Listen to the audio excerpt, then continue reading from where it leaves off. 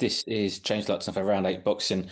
Paulie Malignaggi joins me to speak about Jake Paul versus Gervonta Tank Davis. First of all, what was your initial reaction? Tell you the truth, it was disappointed. I can't say I was shocked because I was starting to hear rumors about it, so it didn't throw me off guard. But I was disappointed that it actually is happening. Sure, because boxing has become more and more of a sideshow, and so we need the people that this sport props up as our personal stars to do the right thing and do things that will push the sport in the right direction and keep the I don't want to say sanctity of the sport. I don't know if that's the right word, but keep The integrity. the integrity. That's thank you. That's the word I was looking for. The integrity of the sport. And unfortunately, the sport has the business end of the sport has propped up some spineless people in those positions. Who constantly do things that hurt the sport. And yeah, I mean, Davis had been one of them, but I can't blame Davis for taking all this money for this sideshow. I blame the people that put him in the position to be here to begin with, because this is a guy who's never fought a 50-50 fight in his whole career. He won a world championship at 21 years old and has never been in a 50-50 fight. That is to be able to pull that off. You don't understand the amount of slipping, sliding, especially that he came around in a difficult generation. It wasn't like he came around in the current welterweight division where it's like, okay, it was a weak weight class, and you have guys like Mario Barrios who are champions because it's not that good, right? But no, Davis was around at 130 and 135 pounds when they were some very good fighters around, and he managed to slip and slide around all of them, every single one of them, and including now. So I blame the people that did that because now you put him in a position to have this profile. And so, of course, he's going to take it. I mean, anybody would take it in his profile. But at least if he had earned this profile the way it's supposed to be earned, then you'd say, you know what, not crazy about it, but he's done so much for the sport. Let him have his snack, so to speak, and let him get a little bit of reward.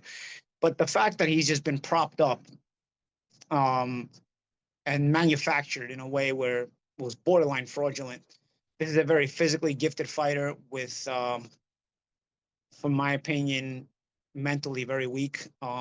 Rumors that I've heard through the years, where he didn't have a lot of heart. Going back to the amateurs, it kind of starts to make sense about why they wouldn't put him in a 50-50 fight where that part of his character would have to then display itself, because, you'd have to dig down a little bit. Because physically, he's amazingly gifted, but we've seen a lot of physically gifted fighters that don't make it because they don't have they're not propped up in that way, right? So they don't have the benefit of being able to slip and slide and dodge around the difficult opposition. So, yeah, having going back to what I was saying, now he's in this position. Who would turn it down? I mean, nobody would. So I don't blame him. I don't blame him for doing this, as disappointed as I am. I blame the networks, the promoters, the managers, everybody responsible for putting Gervonta Davis in the position that he's in, though. Because had he fought the high level opposition, I mean, let's face it, he became world champion at 21 years old, right? What is he, 30 years old now? To be at a championship level for 9 years and never have been in a 50-50 fight, I think that's more of an accomplishment than actually becoming a world champion. I think that's more difficult to do. And when you consider the guys that were swirling, the sharks that were swirling around him, from the Lomachenkos, and I don't want to hear that he wanted to fight Lomachenko because he didn't mention Lomachenko's name until Lomachenko had one foot out the door and was ready to retire. He was at Lomachenko. He had Lomachenko around from when Lomachenko was at 130 pounds. If you want a world title at 21 years old, by 25 years old, you could and should fight Lomachenko in a super fight, But didn't even utter his name. I mean, he didn't even want to accidentally say his name because God forbid the conversation would pick up too much momentum and people would demand it. So yeah, that and then obviously in current day you have Shakur Stevenson and all those guys. Very difficult weight class now in the lightweight division.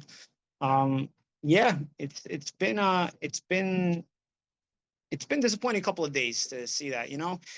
It's going to be a sideshow, and the fact that the people that the Western world considers stars are taking part in it is disappointing.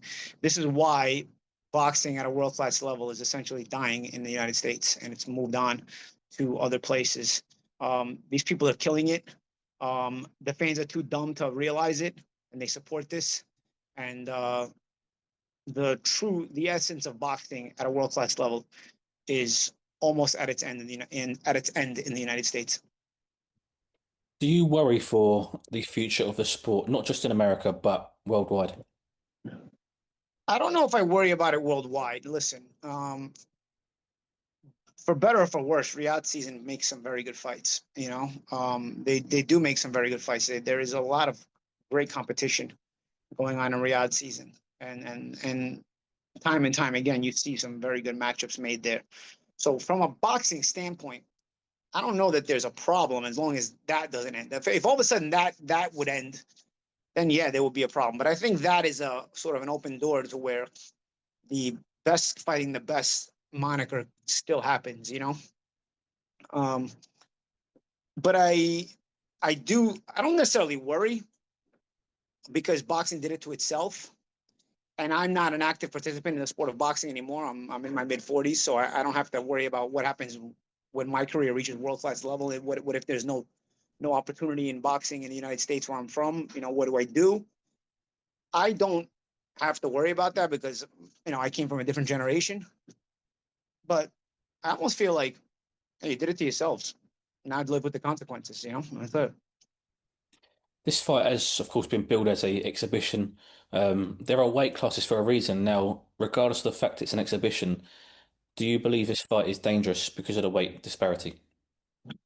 I don't necessarily think it's dangerous, but I do think it could turn into a sideshow, like where again Davis, throws some big punches and then literally could be forced to literally run around the ring because he's so much smaller that if Jake makes it physical, he could toss him around. But then again, Gervonta maybe lands some good shots, get Jake's attention. I think there's a sideshow element to this. I'm telling you, because when you're that much smaller than a guy, you don't have the option to clinch because they'll just throw you off. So there's no clinching for Gervonta, obviously, because he won't be able to do anything in the clinch and he won't be able to rest in the clinch, which is a lot of times what good boxers do. A lot of rough physical boxers like to work in the clinch. Um, Slick boxers, guys who avoid contact like Gervonta, they like to use clinches maybe to rest. He won't be able to do that. So I could see him either boxing or literally having to run around, and sometimes literally running around. I worry that it becomes that kind of sideshow, where and then depending on the size of the gloves, you know, could Gervonta get hurt? Could he hurt Jake himself? Because Gervonta can punch, and even a small guy who lands a good shot, you may feel it. That's only if the gloves are small enough, right? If you make the gloves big, I think you're protecting Jake more than you're protecting Gervonta because Jake can still probably get a pretty heavy shot off with heavier gloves, while Gervonta is already at a power disadvantage here in this fight because he's smaller. But his power is enough that where if the gloves are small enough, he would be able to hurt Jake. But if your gloves are small enough, then Gervonta can be hurt even more by Jake, right? So again, that paradox kind of goes into the position where wow, you make the gloves a lot bigger then. But if you make the gloves very big, then I think the power advantage is only Jake's because now the gloves might be too big for Gervonta to make any punches count. But Jake being so big against a smaller guy may still be able to hurt Gervonta. So, yeah, again, the fact that I'm even breaking this down makes me feel like a clown in itself. I mean, this is absolutely a sideshow. This is some circus stuff. And yeah, that's about it, man.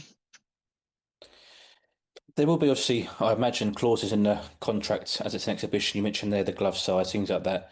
It's been taught in previous Jake Paul fights whether the opponent can actually go to try and knock out Jake Paul. Um, but Gervonta's a fighter.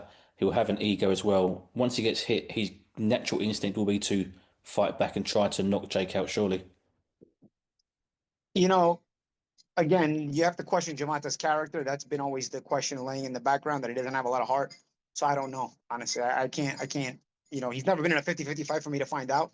But I get the fact that he's been in a world class level for 9 years and never been in a 50-50 fight leads me to believe that the rumors about him not having a very big heart um, are probably true, which is why they've steered him clear of anybody who can match him for talent. Um, so what can I say? This is an exhibition. You can stage the whole thing. You know, there's betting allowed on a sanctioned fight. But there's no betting allowed on an exhibition for that reason. There's no winner declared in an exhibition for that reason. So, all the rumors that people say about Jake's other fights where, or Jake, they put in the clause in the contract where he can't be hit and all this other stuff. I never believe those. I really don't. I really think, Jake's fights were legit. They were just against limited opposition. And even the faded Chavez, who's a disgrace, still, it was, I felt like, it was what it was. But I think with an exhibition, now you run the risk of those possibilities because there's no rules against doing any of that. You can literally put those kind of clauses in the contract, and it's not against the law. It's not against the rules. So yeah, you run the risk. I'm not saying for sure, but you run the risk of this becoming a WWE type of event, at least in the main event. There's a lot of talk about Anthony Joshua facing Jake Paul, and Eddie Hearn kept pushing that as well over here in the UK. Do you feel that was just a PR stunt, or could that happen in the future? Yeah, I think that was a PR stunt. But it's interesting, right? I mean, Jake is the only guy in history who can basically go from flyweight to heavyweight, and everybody's in the running for a fight. Everybody's in the mix from flyweight to heavyweight. The only guy in history that we've had this, and there'll probably never be another. So he's unprecedented in that way. From heavyweight to flyweight, everybody is a candidate. Bam Rodriguez could be a candidate too. That's how crazy this fight is. Just finally, obviously, you mentioned it's a payday for Tank. Does he retire after this exhibition? Yeah. I don't see him taking on any tough fights. I mean, I either retire or maybe continue to fight no hopers. I don't know. I think they thought Lamont Roach was a no hoper. The odds would have led you to believe that at 16-1. Once he found out Lamont was the real deal and they made a mistake, he didn't want to see him again. So I don't see him. I don't see him ever going anywhere near Lamont Roach again. Unfortunately, which I think is unfair both to Lamont and to the world of boxing. I think these kind of fighters with these kind of groupie fan bases hurt the sport a lot. But they're becoming more and more of a common theme. Instead. Would you like to see the WBA take some strict action, strip him, give Lamont a title fight? Yeah, it would have been nice if the decision would have went Lamont's way. This way, Gervonta doing this wouldn't hurt as much, because it's like, okay, he's not a champion anyway, might as well let him do it. Um, the fact they had to rob Lamont and then he keeps the title, and then they still do this is, it just adds more to the farce of the whole event and the whole situation. The only, I suppose, defense in Tank's favour would be his prize fighting. Do you agree with that, or is this separate to boxing? No, I agree. It's prize fighting. Like I said, I don't blame Tank for taking the fight. I reiterate that as I said at the beginning of the conversation. But if Tank had not been moved in a borderline fraudulent way, where he'd avoided all the top fighters, Tank wouldn't be in the position to even take this fight because his profile wouldn't be as big as it is. They've literally propped this guy up. Like I said, to be at a world class level for 9 years, and never face a 50-50 opponent, that is an accomplishment that in and of itself is probably more difficult than winning championships. That is almost impossible to do. That you have to understand how difficult that is, and in the process they've swept up an immense fan base. Half of them are not boxing fans to begin with. Because I recognize their comments on Instagram where they talk about his knockouts and they talk about certain qualities, and they don't, they're not realizing that he's fighting smaller guys or faded guys or both faded and smaller guys like Leo Santa Cruz was, for example. It's it is what it is, man. It is prize fighting, and that's why it's not Davis's fault now. But the fact that this is happening is because Davis was propped in this position to begin with in a way where he shouldn't have been, and for that reason, it's the fault of the networks. The old network I used to work with at Showtime, Amazon, PBC, the managers, everybody involved. On the business side of it. In the gym, I mean, listen, Gervonta is physically gifted. He's physically talented. You have to acknowledge that. What Calvin Ford has done with him is he's done a tremendous job with Gervonta Davis. You look, Gervonta Davis passes the eye test from a physical perspective, but from the mental perspective, all the rumors about him not being the bravest guy, they start to bubble up to the surface more and more and more, especially with the knee he took against Lamont Roach. Now you're starting to wonder, are all these rumors true? Then you start to look in hindsight and you realize how much they've avoided the top fighters, and you start to think, maybe this is why. And so now it's starting to all bubble to the surface. And so of course it's convenient that he starts talking about retirement before it all comes out. Let me get out of here. And in the meantime, if I can steal this bag, why not? I don't blame him. But like I said, they've propped him up in this way, and then so that's why it's the fault of everybody else. So when they ruin boxing and then they can't go forward, especially in the West, they got themselves to blame. They basically made the mistake of tripping over a $100 bill to go pick up a $5 bill. Like instead of they saw that quick and they wanted to grab that quick money, but you're not looking at the overall picture where you're actually ruining a bona fide multi-million-dollar business that has been going through the generations and has been very well followed in the United States, and it's almost at its end. It is almost at its end now, and things like this are more nails being added to that coffin. Absolutely. But I'll leave it there. Thank you very much for your time.